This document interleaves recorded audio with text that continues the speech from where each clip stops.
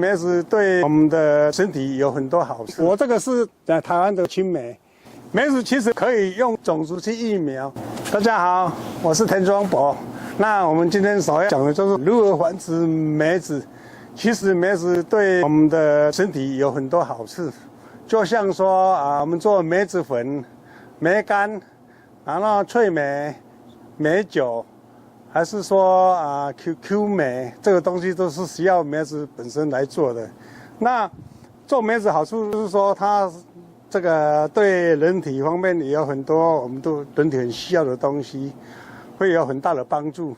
所以我们今天所讲的这个只是一个 sample， 就是说梅子苗本身呢，它本身是可以用实生苗。 梅子其实本身可以用这个种子去育苗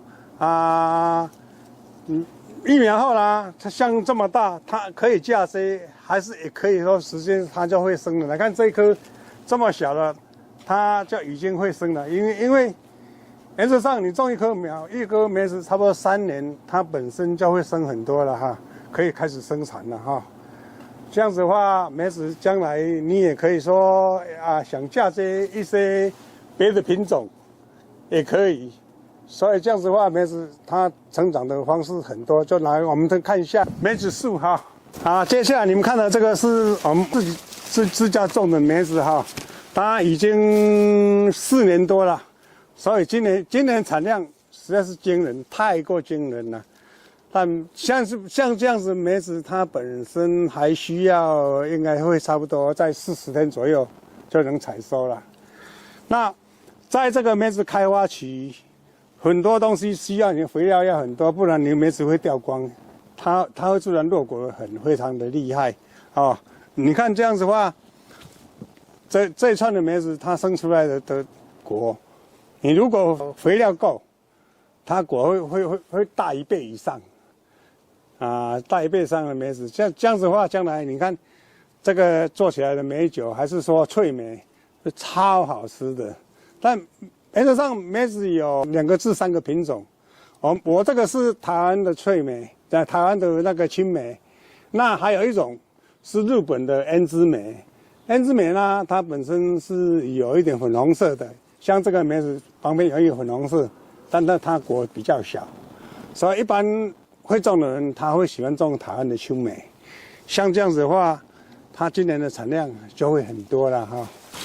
梅子施肥啦，一般我们都会在春季，因为梅花是最早开花的一个树种哈，所以我们原则上都会在冬季快春节的时候，就要赶快先施肥了，因为它是肥料。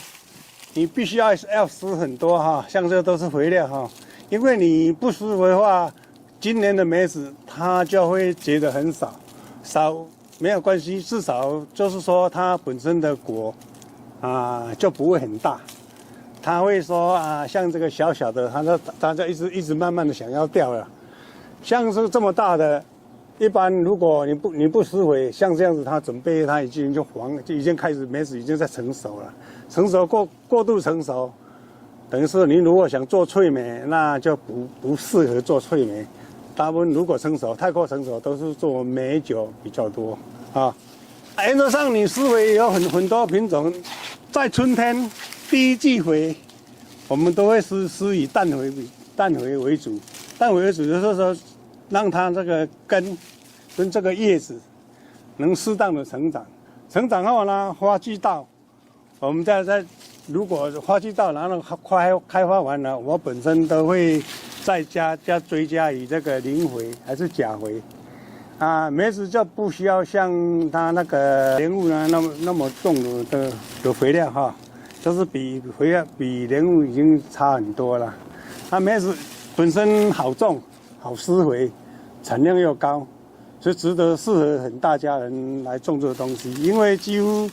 每一家呢种一颗梅子，它很多东西它都能够吃得很好再来就是说，如果梅子你想修枝，你就必须要在春节前，就是准备要开花前，你就要修枝。原则上我们都会比采收完就先修上面的高度，高度修完以后，高度全部修完，你下面就让它去准备开花，因为你高度太高，梅子本身可以最高的是差不多会有2、3楼高，所以我们尽量不要让它太高，我们都会在保持差不多70高以下之内来种梅子，它本身成长会更好。所有的果树都是需要靠阳光来支撑这个东西，因为它本身阳光的光合作用会让一些果树它自然成长的话就会很好。像这个高度，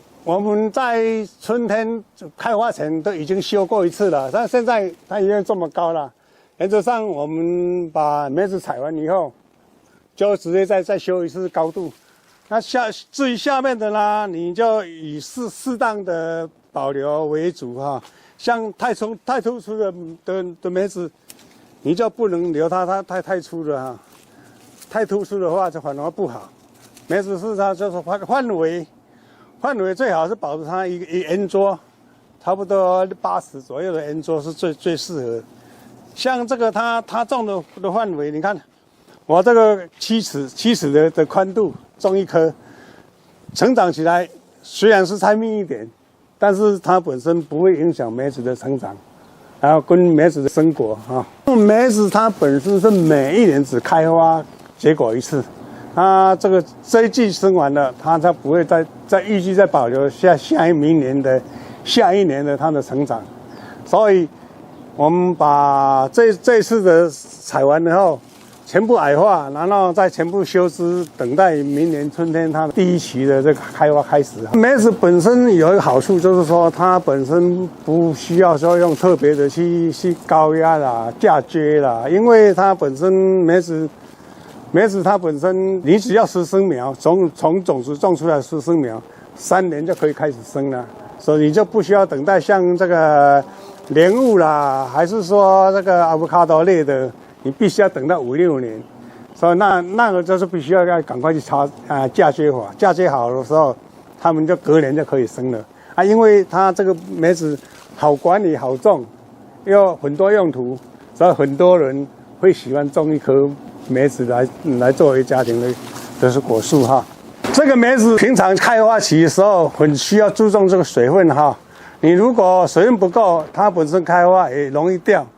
那水浇太多也不行，它只是说它是一种说适宜施了一次，让它慢慢消化，让它那个水分在快要干燥的时候，你再施水。原则上像开花期，我一个礼拜只浇一次水。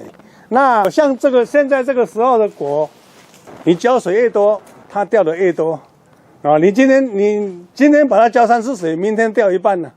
所以这个浇水部分还是要很多，要有这个技术性的哈。像生这么多，你要特别注意它这种像这一颗，随便一株它就要2、3磅了哈。这样说围墙边种不起来，另外我说随便围墙升到隔壁去了。好了今天这个我们梅子的事的这个讲解就讲到这里了谢谢各位如果是对梅子有兴趣的人时常可以来问一下哈。好，谢谢。